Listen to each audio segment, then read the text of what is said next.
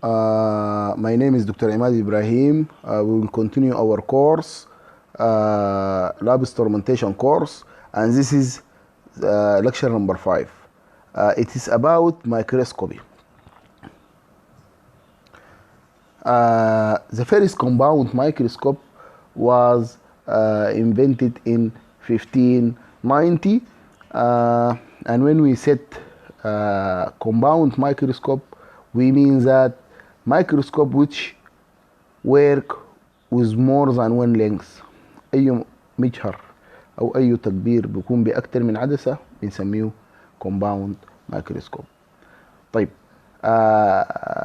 also Robert Koch used in 1655 used compound microscope to observe pores in cork, and he called it cells. روبرت كوخ برضو عمل له كومباوند مايكروسكوب وقدر يشوف بيه الفتحات في الفلينة بتاعت القنينة وسماها الخلايا. And it looked like this. Also Anthony van Leeuwenhoek, who is the first who see single-celled organism in pond water.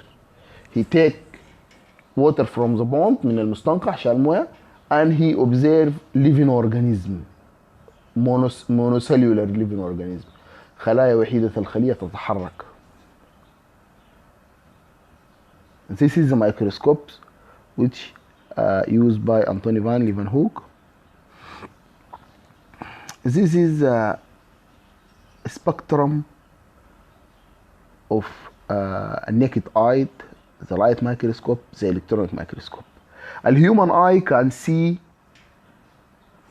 definitely a human, a chicken egg, a frog egg، حتى بيض الضفدع ممكن تشوفه، لكن below 1 millimeter the vision is quietly difficult, or it's so difficult.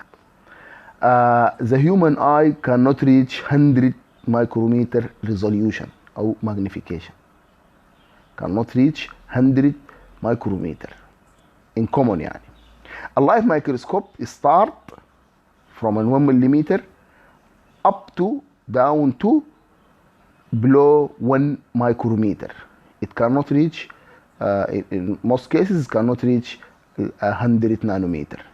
It can see monocells, eukaryotic cells by light microscope. You can see the eukaryotic cells like prokaryotic cells like bacteria. You can also see some cellular organism like mitochondria by the light microscope.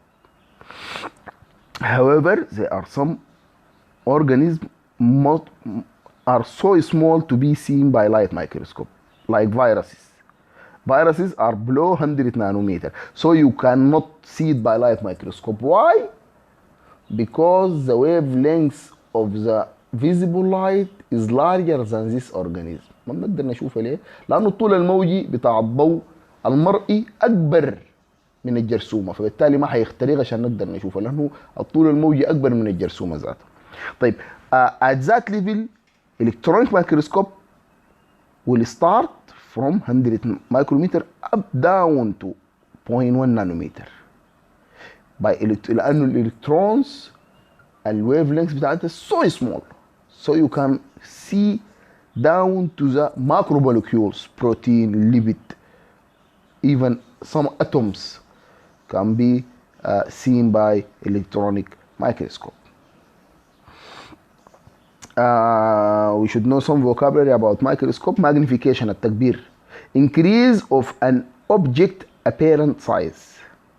ده the magnification هو انه تكون في تكبير في الحجم الظاهري للشيء. A resolution power to see details clearly. كلنا بنعرف الريزوليوشن انه يكون عنده good resolution. A resolution برضو also to see 2 point clearly.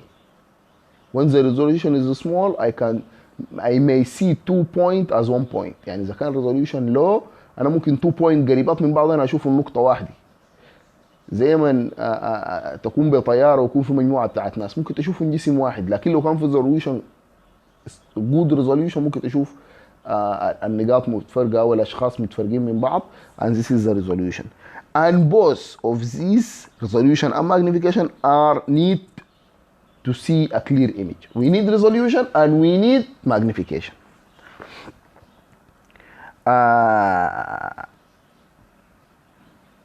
طيب what is about lengths العدسات التي تعكس الضوء أو bending light، تسني الضوء أو تتني الضوء.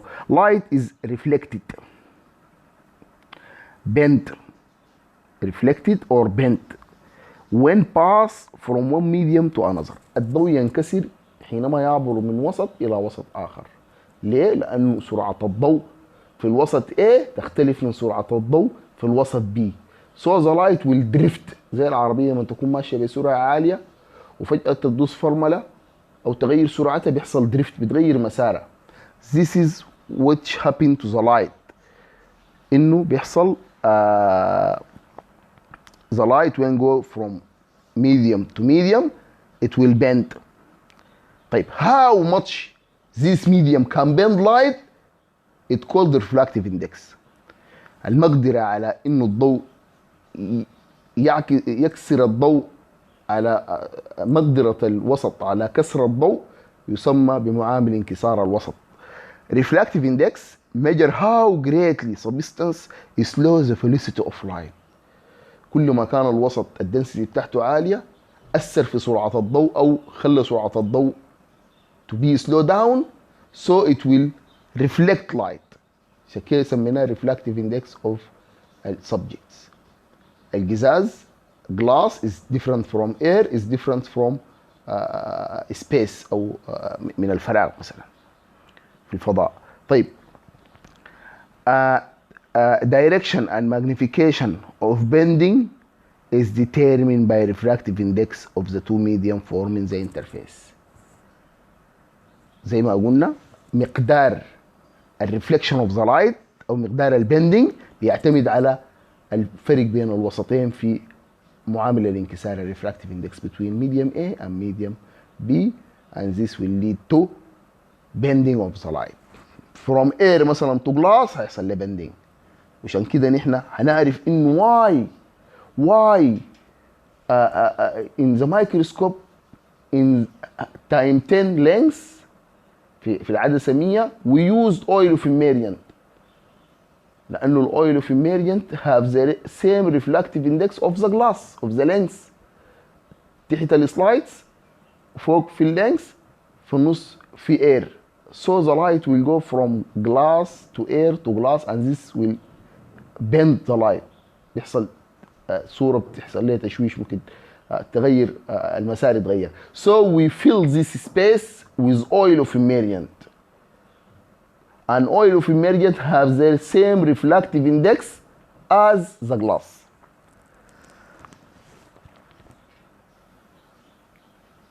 طيب اللينس what is the job of the lens? The lens focus light ray at a specific place called the focal point. العدسة according made of glass in most cases it focus the light, it collects the light, بتجمع الضوء focus it في point بنسميها الفوكال بوينت أو نقطة البؤرة بنسميها البؤرة. كويس؟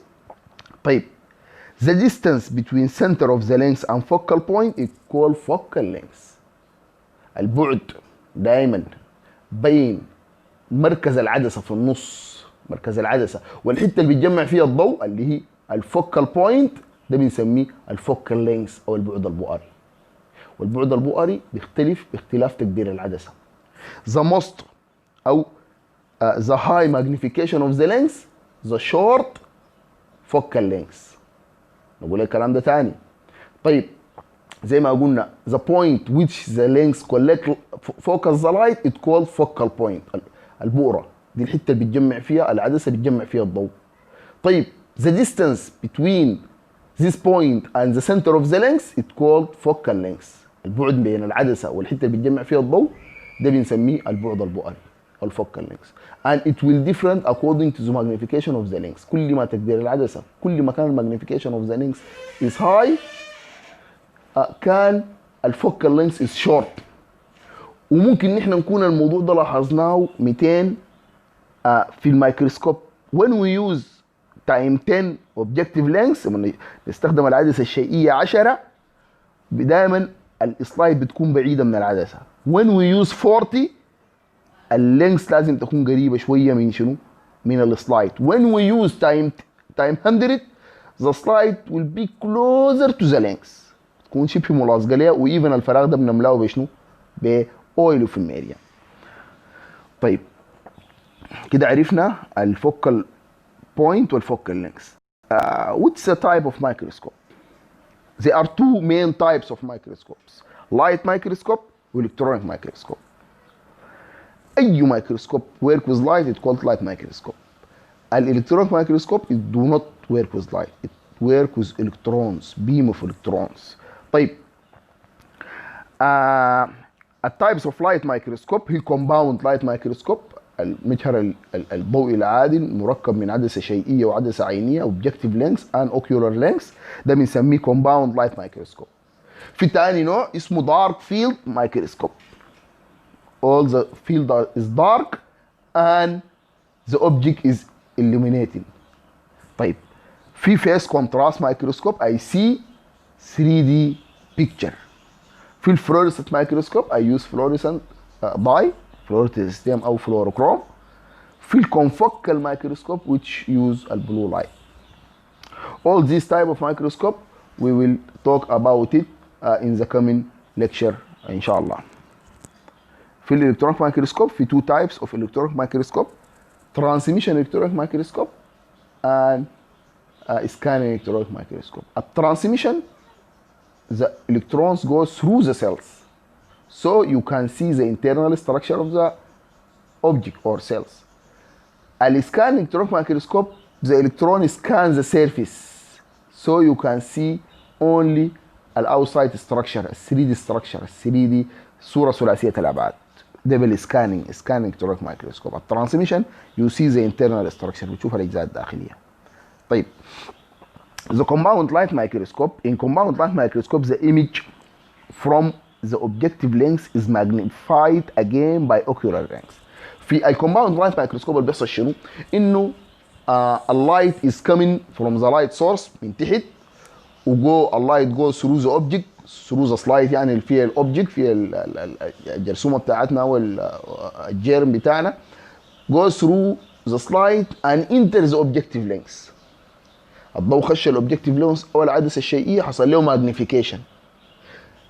it again goes through الاوكيولار لينس العدسه العينيه اللي بنعاين فيها and it magnified again. So the total magnification of the microscope it equal to ocular length multiplied by objective length. يعني انا لو قال لي والله العدسه اللي فوق دايما بتكون 10 او 15 الاوكيولار. طيب تحت انا خدت تايم 40 او الهاي باور فيلد لتكبير 40 هاي باور فيلد طوالي بقول 40 multiply by 10 معناها the final magnification is 400. طبعا الريزوليوشن already we talked about. resolution is the ability of the lens to distinguish between 2 points or to distinguish 2 points. If I can see 2 close points together as 2 points not 1 point, this is we have good resolution. We will pass through the part of microscope quickly. This is the arm. This is the arm of the microscope. That's the part which we should hold the microscope with. We should carry the microscope one hand on the arm and the other hand below the base. This is the correct carrying of the microscope. This is the light source. This is the light source, as we see, and this is the diaphragm which below the stage. It located below the stage. This is the diaphragm. This is the stage. This is the stage, which I put the slide in, and we have clips to fix the slide. عندنا كليبسات في الستيج بتثبت لها السلايد. طيب عندنا الريفولفين نوز، النخر اللافه او الريفولفين نوز دي contain الاوبجكتيف لينكس. we change the objective length by the revolving nose. عندنا الاوبجكتيف لينكس طبعا موجوده في تايم 4 10 40 and 100 في most microscopes. طيب في الاوكيولار لينكس دي ان احنا we put our eye in او we can see from it بنعاين بيها. دي العدسه العينيه الاوكيولار لينكس. عندنا الكورس adjustment نوب، وعندنا also fine adjustment نوب. This is a fine adjustment loop. This is how the object magnified in the microscope. The light is coming from the light source. It's coming from the light source. Enter the diaphragm, which contain lens. Focus the light in the slide. In the slide, the light goes through the object and enter the objective lens. In the objective lens, it will magnify it. It will magnify it. It goes through the prism and the light distributed to the two. What is the function of the prism? The prism distributes the light equally between the two ocular lengths. عشان تشوف الصوره بعينيك الاثنين دي بتكون موجود دائما في باينوكيولار مايكروسكوب. المونوكيولار مايكروسكوب ما بيحتاج، لانه عين واحده انت بتكون مغمض عينه وبتعاين بعين، فما بيحتاج لبريزم. هنا البريزم بيوزع عليك، بيعمل ديستريبيوشن لللايت بتوين التو اوكيولار لينكس. ودائما لما تعاين بميكروسكوب وتشوف صورتين وانت تكون اصلا بتعرف تشوف صوره واحده، ده معناها الميكروسكوب ده البريزمات بتاعته فيها مشكله، متحركه من محلها، لازم تتفك ويعمل لها ريلوكيشن في محلها، تتعدل في محلها، بتدي جود او one vision.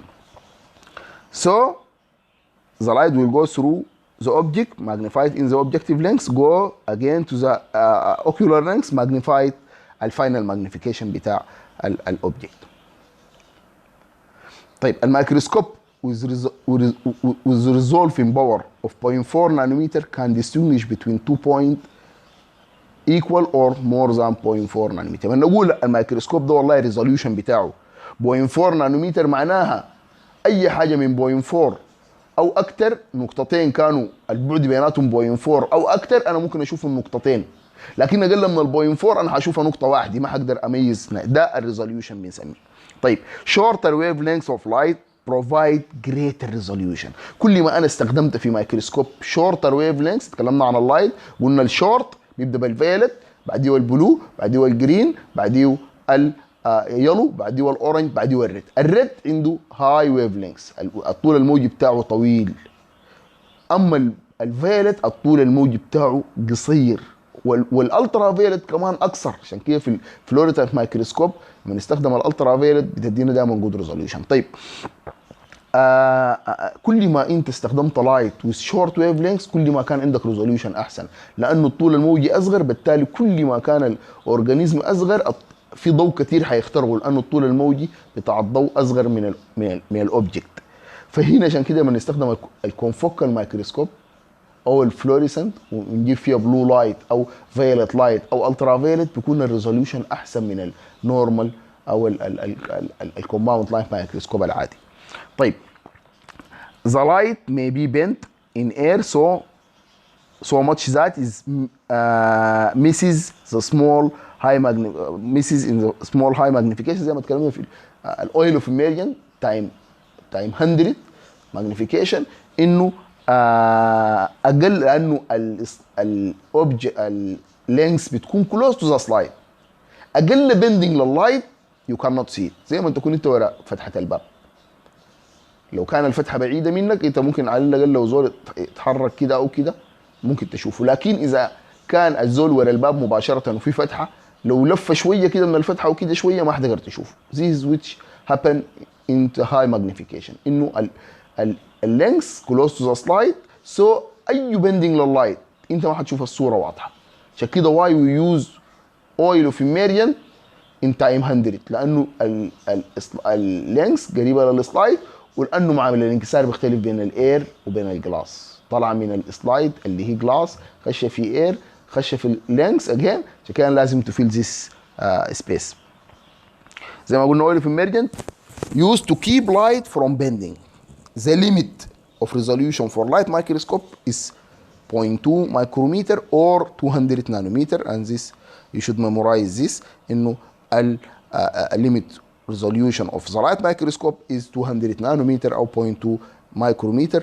Smaller than this we should use light electronic microscope. This is what happen. Light go through condenser lens and enter the objective lens، بيحصل له magnification. ده السبيسيمن خش اللينس حصل له magnification، تاني خش الاوكيولار لينس او الاي بيس حصل له another magnification. and this is the part of the microscope في البيكتشر A. Also this is microscope parts: arm, focus, coarse focus, fine focus, stage, light source, light intensity control, and so on. Revolving nose, body, arm, base, diaphragm. الdiaphragm طبعا containing iris. You can close the diaphragm and open the diaphragm by something called iris. طيب. This is the picture of stained light microscope. You can see colors.